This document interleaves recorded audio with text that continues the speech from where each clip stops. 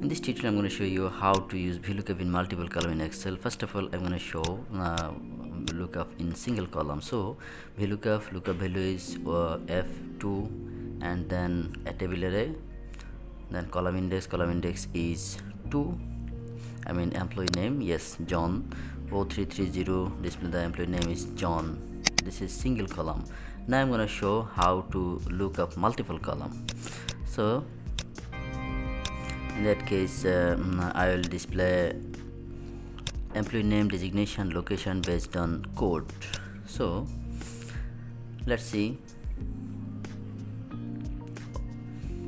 Just write VLOOKUP F2 lookup value F2 and index. Just put column index into second bracket with comma.